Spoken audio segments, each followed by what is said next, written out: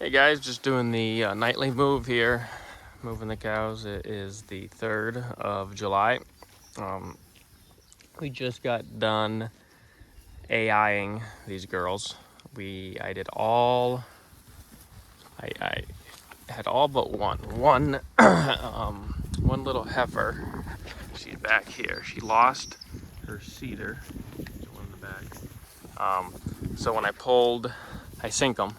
I sink all these cows. So when I pulled their cedars out, I still gave her a shot of Ludulase and put a heat patch on her, but she just hasn't came into heat yet. So, and she has I believe it was March, maybe April or February and March.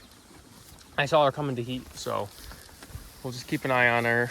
I am getting a cleanup bull, but I would really like for her to be have a South Pole calf in her. The ones that really mattered were this one, that cow, 3, that black one, and this one. They actually came into heat, and so I got them done. And then the other, there's this one, that cow, and that cow. I watched them hours, and no, they never showed any sign of heat. So we ended up they were toned. My AI technician came and they were toned up. The cervix was toned, so we still inseminated them.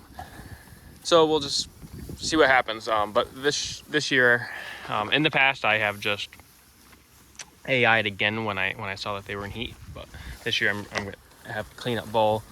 He's just a red Angus bull, but I'm kind of going on vacation and I won't really be here to watch them when they come back into heat.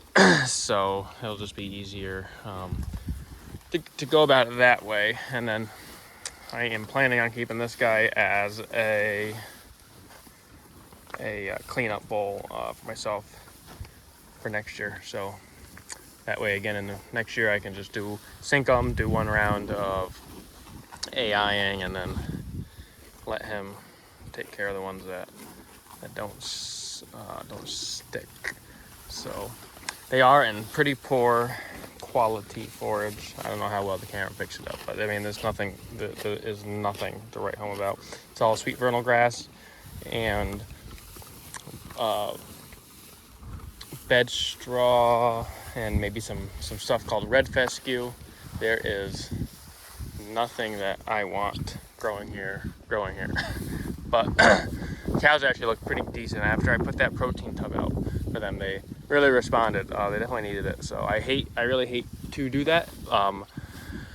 But I think it was necessary, especially in breeding season, because if they're declining in condition, they're not gonna cycle. So that is why I did that. So just want to talk a little bit too why I don't make hay. I had a couple people wonder, like, I have all this ground. It probably would be better if I showed you with a drone how much actual ground I still have yet to graze, but why I don't make hay on it.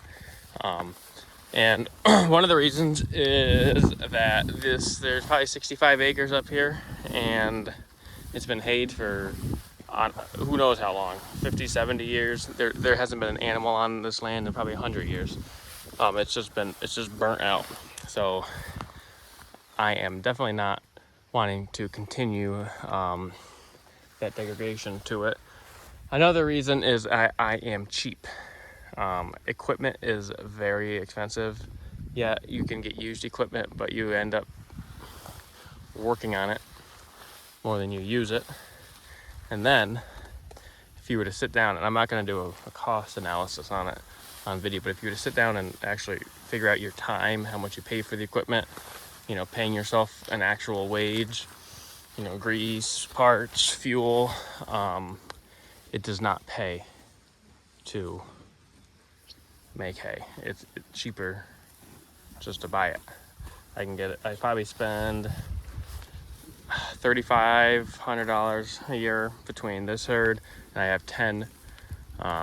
Well, this winter I'll have yeah, oh, I guess I'll have 10 or 11 animals that are going to be finished for beef. So I spend $3,500 on them per year. I mean, to buy equipment for that little amount of pay that I use just does not make sense in my context. Now, other people definitely might make sense in their context, but I also do have a full-time job. So, there's that to consider. And I've made a lot of hay in my life, and I'm perfectly happy moving a wire here and letting the cows eat it themselves. Right now we have, I should mention, I do have a couple. I have 16 forage harvesters right here. They all have 4 hooves and a mouth, and they run off of solar energy. So this is a nice heifer here. I really like her. She's a tank. She is really wide. So, but that is a couple reasons why I don't do hay. And maybe in the future, I mean, I could, if I had a couple fields that I feel like were quality. I mean, that's another thing, is the quality of this. Now, in the wintertime, certainly with dry cows, you don't need high quality hay, but let's say if I did have some decent ground in the future that I wanted to make hay off of for my finishing herd, I definitely could do that, But at the moment, time-wise, a lot of it is the time too. I have a lot going on, and I don't need to add any more work to my plate with worrying about making hay. So, happened to this girl. So like she was on the wrong end here. She's a half South Pole calf, and I was really, I did breed her. And actually, at the beginning of the year, I was planning on not breeding her, but I didn't get any heifers this year. I got all bull calves, so I was like, well, I'll breed her. And the reason I did not want to breed her is I really want a red animal. So, but she is the first and only heifer that was conceived and born and raised on my farm. So there is room for her. So anyways, I bred her, but we had trouble getting through her cervix. The technician just could not get through it. There were some extra wrinkles, and I had a really hard time getting her cedar in her too. So we just shot it in there, and I doubt she's gonna stick, but that's also fine. The bull can clean her up because I probably wouldn't keep any calves out of her anyway. So I'll have 10 animals if everyone sticks. I'll have 10 animals to calve next spring. So I really hope I have some heifers then. Because if I do have a decent amount of heifers, I would probably get rid of the black animals. Those two are getting old down there, those black animals.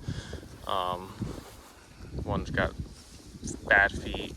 And actually, the one on the right, she's fine. There's nothing wrong at all, and she raises a great calf. But she's also my biggest cow. She's probably 1,600 pounds. So I got that 1,600 pound cow, and then it's funny, this right here, this white face one is my smallest cow. She maybe is 1,100 pounds.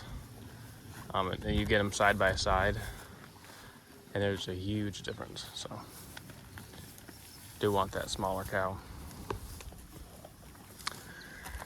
So I just wanted to touch on a couple things there with about the hay, about the breeding. I narrowed up my lanes that I'm going. So I'm going for the water's down there. I go up the hill maybe 500-600 feet, probably 600 feet. So at the start of it, I had a laneway that was 100 feet. Or I shouldn't say a laneway, but a paddock that was 100 feet wide. And then I moved up, and I narrowed it down to maybe like 80, and then this last one was maybe 60, and I narrowed this one down to we're maybe like 35-40 feet here. And I'm getting a lot better. I'm getting a lot better trample on it, and there's also less time that they're spent in this area because they were there for a week. So the grass started to regrow down there, and know, they would nibble on it while they were in the last paddock. So they were here for 2.5 or 3 days. They'll be here for probably 2.5 days. So that's about perfect. And they're getting a good trample on it. We did get an inch of rain a couple days ago. Poured.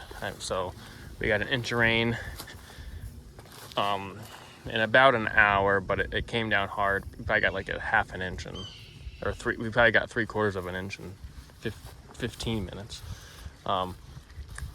But it poured, so I don't know how much we actually got. We probably got more like, we received a half an inch, we maybe captured, or we received 1 inch, and we maybe captured 4/10, 5/10, I don't know. It's hard to tell on camera, but this is very steep, so maybe we only got 1/4 of an inch. That's about what these infiltration rates are here. It's 1/4 of an inch an hour, so that would probably be what we got. But it did help, and these plants are already starting to regrow, as you can maybe possibly see here. So a couple months, this will hopefully look pretty decent. Yeah, you can see I'm really getting a good job trampling, and sorry about this wind here, but I don't know why, if it's a coincidence. Ever since I put that protein tub out, they have had really good manure distribution. I mean, there's manure everywhere all throughout the paddock, versus these first two, they would always be down by the water tank at the bottom, and that's where all the manure was, and there was very little up here. I don't know if that really has anything to do with it, but I have noticed that there is a lot of manure everywhere, which is great. That's what you want. So with that, I think I'll get out of here. I'm just rambling. So thank you for watching, and we'll see you next time.